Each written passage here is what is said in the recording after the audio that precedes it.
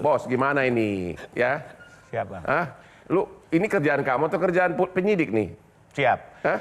Saya tanggapi, Katanya Bang, nggak mirip katanya fotonya. Enggak Gimana? juga, Bang. Jadi ini pengacara Jokowi. siap. Jadi lebih kurang, Bang.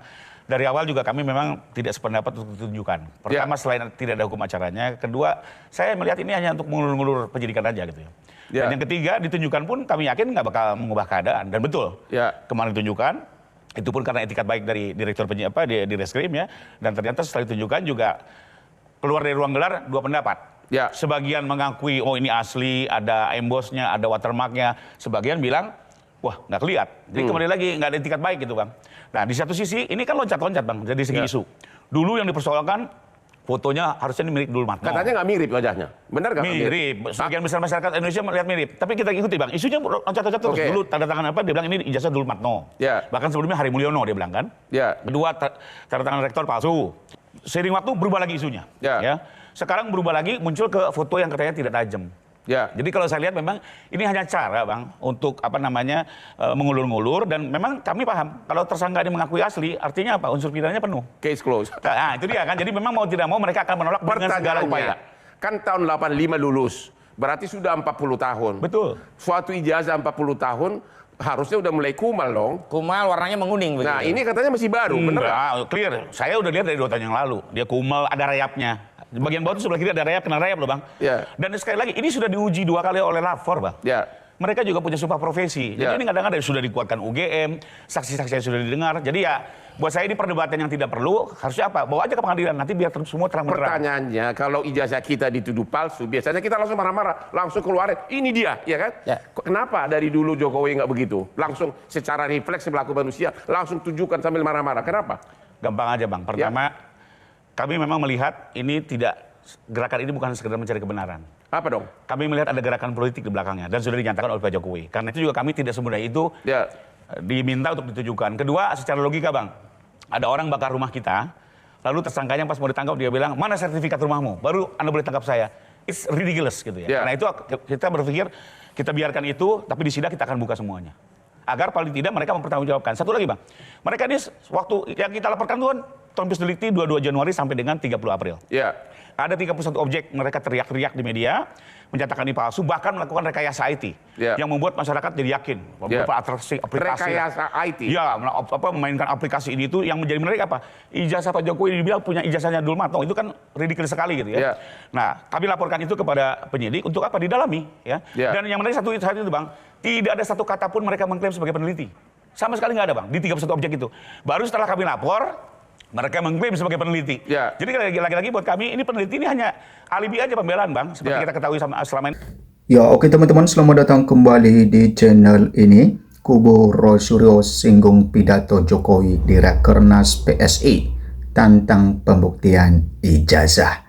Nah, pidato Pak Jokowi di Rakernas PSI menjadi viral di media sosial, teman-teman, dan banyak yang memperbincangkan hal itu.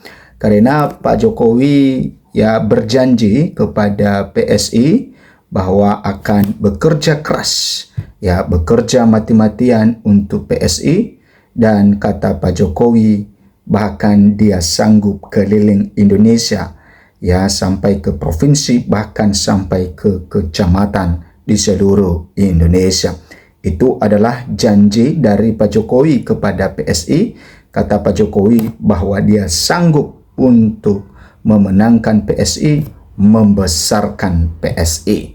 Nah, kubu dari Roy Suryo ini, teman-teman, ya sejalan dengan pertanyaan dari para netizen bahwa ya kenapa Pak Jokowi ya tidak ya sanggup untuk ya mengikuti sidang, ya bahkan ya sidang beberapa kali dilakukan di PN Solo, teman-teman. Maka Pak Jokowi tidak pernah hadir di sana, hanya diwakili oleh kuasa hukumnya. Nah, ini yang menjadi pertanyaan-pertanyaan netizen, dan sehingga kubu dari Roy Suryo ini menantang Pak Jokowi untuk membuktikan ijazahnya di pengadilan. Nah, dengan hal itu berarti Pak Jokowi memiliki kekuatan dalam hal itu.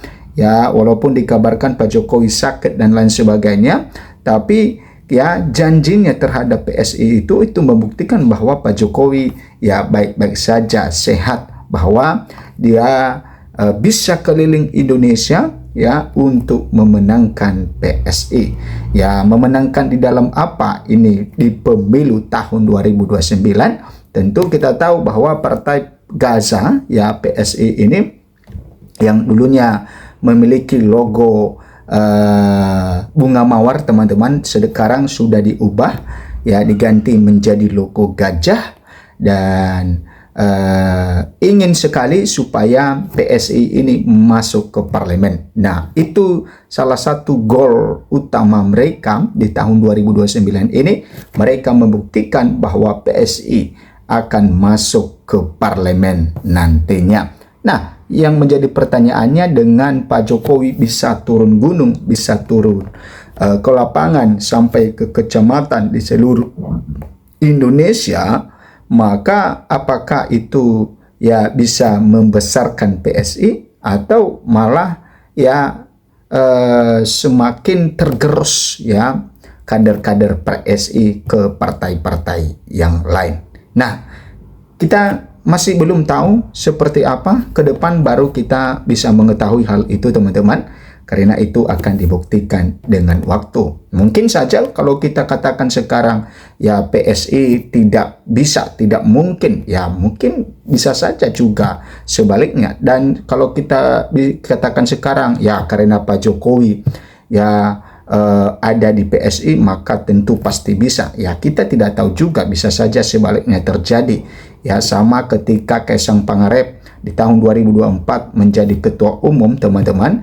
Ya, dia di tahun 2023 menjadi ketua umum, dan mereka mengejar 2024 pemilu itu ya untuk bisa supaya PSI lolos ke Senayan. Maka ternyata juga walaupun ada anak presiden di situ ya, padahal Pak Jokowi sedang aktif ya sebagai presiden, maka itu tidak memberikan pengaruh.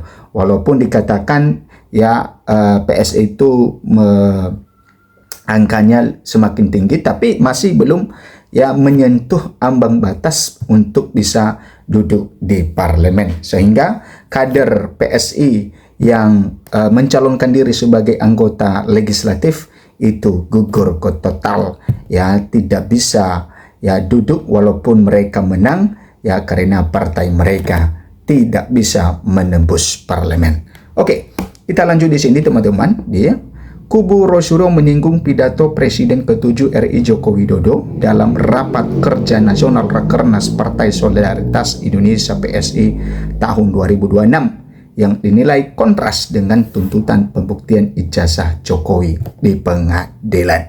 Ya, kenapa ini menjadi kontras, teman-teman? Ya, karena ya beberapa kali juga didesak Pak Jokowi untuk segera ke pengadilan menunjukkan ijazahnya, tapi sampai sekarang Pak Jokowi tetap bersikeras untuk tidak menunjukkan ijazahnya. Sehingga ketika Pak Jokowi berpidato akan keliling Indonesia, maka netizen mengatakan dia sanggup keliling Indonesia tapi tidak sanggup untuk pergi ke pengadilan menunjukkan ijazahnya. Nah, ada apa dengan hal itu? Nah, ini menjadi satu yang memunculkan satu kecurigaan, memunculkan satu penasaran yang baru bagi masyarakat. Ada apa dengan hal itu?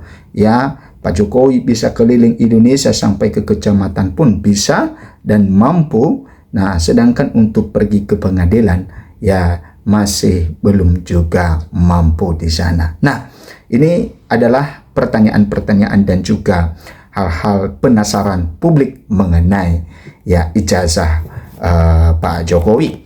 Nah, kemudian kuasa hukum Rosyuro Khozinuddin menegaskan bahwa persoalan utama yang seharusnya diselesaikan adalah pembuktian keabsahan ijazah, bukan mempersoalkan pihak-pihak yang meneliti dokumen tersebut. Nah, kemudian ia menyatakan bahwa pihak yang semestinya diproses hukum adalah pelaku pemalsuan ijazah apabila terbukti bukan peneliti atau pihak yang mempertanyakan keabsahannya. Ya, yang harusnya dipidana itu orang yang memalsukan ijazah, bukan orang yang meneliti ijazah. Hal ini kita ingin Joko Widodo hadir di pengadilan untuk membuktikan ijazahnya menunjukkan ijazahnya kepada seluruh rakyat Indonesia, kata Khozainuddin selaku pengacara dari Roy ini. Pernyataan kubu Roy itu disampaikan merespon pidato Jokowi dalam Rakernas PSI 2026 yang digelar di Sulawesi Selatan Sabtu 31 Januari 2026. Ya, kalau diperlukan saya harus datang, saya masih sanggup datang ke provinsi-provinsi, ke kabupaten kota, sampai ke kecamatan, ujar Jokowi. Ya, memang teman-teman, ya, ketika Pak Jokowi akan ya pada saat itu ke Makassar, karena tentu di situ ya dilakukan Rakernas PSI, maka ya mahasiswa di Makassar itu melakukan satu orasi, melakukan demo, dan salah satu tuntutan mereka menolak kedatangan dari Pak Jokowi. Sehingga sampai pada saat itu, karena itu dilakukan di depan ya hotel di mana PSI menggelar yang namanya Rakernas, maka ya kader PSI yang ada di dalam hotel itu ya mendekati para pendemo, dan di situ terlihat hampir terjadi kericuhan, teman-teman, ya, karena kader PSI panas dan juga ya para mahasiswa pendemo juga panas, dan tentu ya terjadi hampir terjadi kericuhan di sana. Nah, itu teman-teman ya mengenai apa yang disampaikan oleh kubu Roy Suryo menanggapi ya pidato dari Pak Jokowi di Rakernas PSI.